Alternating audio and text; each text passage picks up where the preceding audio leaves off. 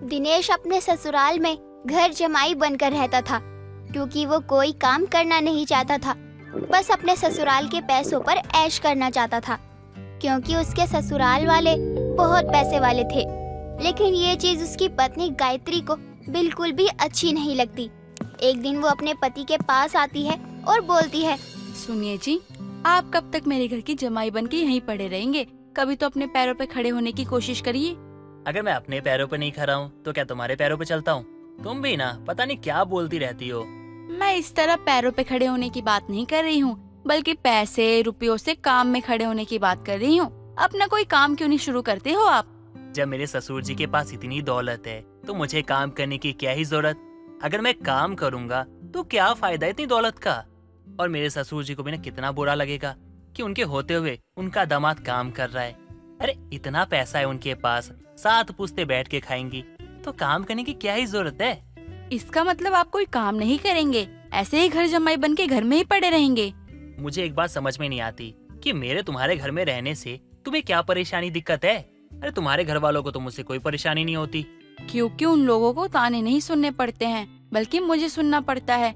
जब मेरे दोस्त मुझसे पूछते हैं तुम्हारा पति क्या करता है, अब उन्हें क्या ही बोलूं, मेरा पति घर जमाई बन के घर में ही पड़ा रहता है।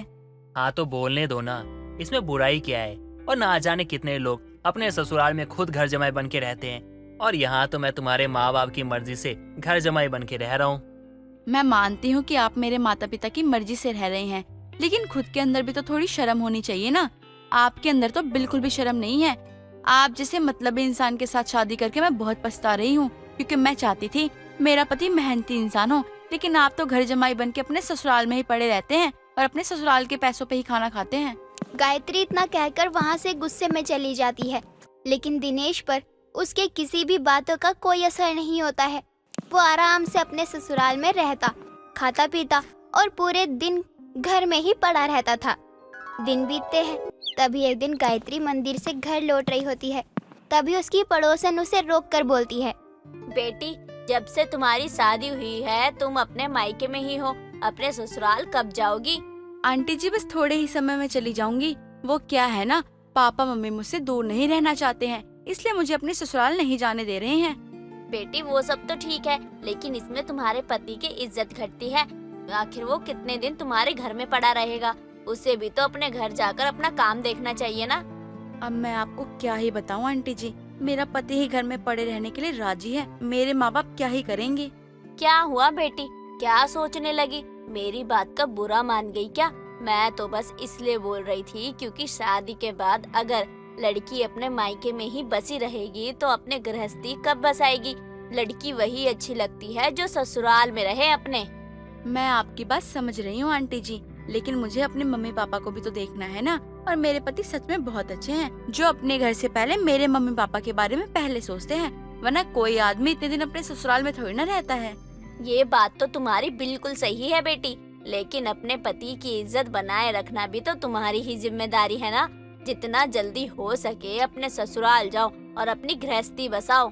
शांति इतना कहकर वहाँ से चली जाती है, जिसके बाद गायत्री गुस्से में अपने घर आ जाती है। तभी उसका पिता राजवीर उससे बोलता है, अरे क्या हुआ, मेरे बेटे को गुस्से में लग रही है? हाँ पापा, मैं बहुत गुस्से में हूँ, वो भी सिर्फ आपकी वजह से। अरे बेटी, मैंने क्या किया? तुम मुझ पे गुस्सा क्यों कर रही हो? पापा, आपको अपने दामाद को घर जमाई नहीं बनाना चाहिए। एक तो वो पहले ही आलसी थे और घर जमाई बनने के बाद और ज्यादा आलसी हो गए हैं।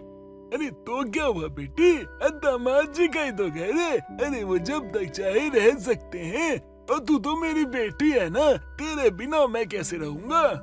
पिताजी, मैं आपकी बातों को समझ रही हूँ, लेकिन शादी के बाद एक लड़की का घर उसका ससुराल ही होता है। अगर वो अपने ससुराल में ना हो तो उसकी इज्जत घट जाती है। सभी उसे ज्ञान ही देते हैं बस। अरे तुम्हें किसने क्या कह दिया? हाँ, जो तुम इतनी परेशान हो गई, मुझे बताओ, लाशें बिछा दूंगा। मैं अपनी बेटी को दुखी नहीं देख सकता, मैं उसे खुश देखने के लिए कुछ भी कर सकता हूँ। पापा, मैं जानती हूँ कि आप ये चाहते हैं कि मैं खुश रहूँ। आपने ये सब इसीलिए किया है ताकि मैं खुश रहूँ। तो क्या आप मेरी एक बात मानेंगे? हाँ हाँ बेटा, जरूर मानूंगा। बोलना, क्या करना है मुझे? पापा, हर कोई आपको ताना मार रहा है। आप जाइए और अपने दामाद से बोलिए कि वो इस घर से निकल जाए। और कहीं जाकर दूसरा इंतजाम करे रहने का। लेकिन बेटा, तेरे बिना मैं कैसे रहूंगा? पापा, हर लड़की को एक न एक दिन अपने ससुराल जाना ही पड़ता है। आप नहीं चाहते कि आपसे लोग कहे कि आपने अपनी लड़की के लिए एक अच्छा दामाद ढूंढा है। राजवीर गायत्री की बात मान लेता है और अपने दामाद को उसके घर जाने की इजाजत दे देता है, जिसे सुनते ही मानो उसके पैरों तले जमीन खिसक गई हो और वो बोलता है, पापा जी, आप ये क्या बात कर रहे हो? अरे मैं अपने घर क्यों जाऊं? मुझे नहीं जाना। हाँ दामाद जी, वो बहुत लोग मुझे कह रहे हैं कि दामाद को घर पे बिठा के रखा है, उसको जाने के लिए क्यों नहीं बोलते? तो मुझे महसूस हुआ कि अपनी बेटी को पास रखने के लिए आपको आपके परिवार से दूर रख रहा हूँ, आपकी इंसल्ट कर रहा हूँ, इसलिए अब मैं आपको आजाद करता हूँ। बस इतनी सी बात है पापा जी। अरे आप इतनी सी बातों के लिए इतना परेशान हो रहे हो। अरे मुझे कोई फर्क नहीं पड़ता कौन क्या बोलता है। अरे बोलने दो ना, कुत्ते भौंकते हैं तब भी तो हाथी चलता है ना। तो क्या जरूरत है?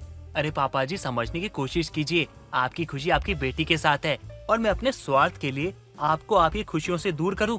नहीं पापा जी, हम तो यहीं रहेंगे। मैं आपको आपकी बेटी से कभी दूर नहीं करूंगा। नहीं दामाद जी, आप दिल छोटा मत कीजिए। अरे मुझे दुख नहीं होगा। अरे लड़की तो जाती ही है एक दिन अपने बाप को छोड़कर, लेकिन वो खुश रहेगी तो मैं भी खुश हूँ, इसलिए आप जाइए।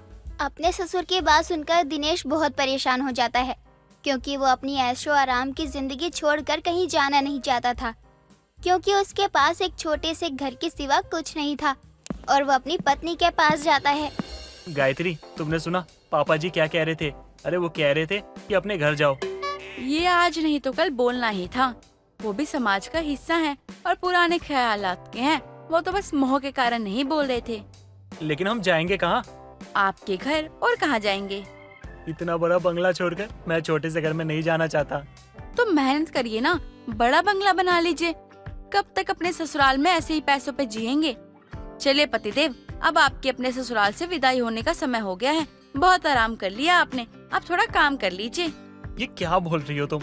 अरे विदाई तो लड़कियों की होती है, लड़कों की थोड़ी होती है। हाँ, होती होगी लड़कियों की विदाई, लेकिन आज पहली बार किसी लड़के की विदाई होगी। आप देखिएगा, मैं आपकी विदाई में कोई कमी नहीं रखूंगी। देखो, तुम ना ज्यादा मजाक मत उड़ाओ। देखना, तुम्हारे पिताजी ना मैं खुद रोकेंगे, क्योंकि मैं जानता हूँ वो तुम्हारे बिना रह नहीं सकते। इसी चीज का फायदा उठाकर तो आप आलसी हो गए हैं। अगर ये काम आप पहले कर लेते तो मेरे पिताजी को ये कहने की जरूरत नहीं पड़ती, दामाद जी आप अपने घर जाइए।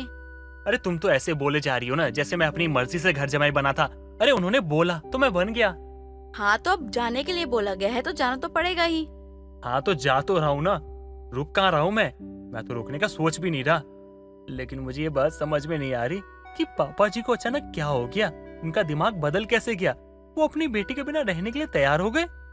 मुझे बहुत टेंशन हो रही है, ये सब हो क्या रहा है? एक तरफ जहाँ गायत्री अपने ससुराल जाने की बात सुनकर खुश थी, वहीं दूसरी तरफ दिनेश बहुत दुखी था, क्योंकि अब उससे अपने ससुराल का ऐशो आराम छोड़कर अपने घर जाना पड़ रहा था, जहाँ उसे बहुत सारी जिम्मेदारियां निभानी थी। लेकिन दिनेश इस बात से बिल्कुल अनजान था कि उसकी विदाई के पीछे और किसी का नहीं बल्कि उसकी पत्नी का ही हाथ है। और इस तरह से गायत्री अपनी लगातार कोशिशों के बाद आखिरकार अपने पति की विदाई करवाने में कामयाब हो ही जाती है। दोस्तों, अगर आपको ये कहानी पसंद आई तो इसे लाइक करें, शेयर करें और कमेंट करके बताएं कि कहानी में आपको सबसे अच्छा क्या लगा।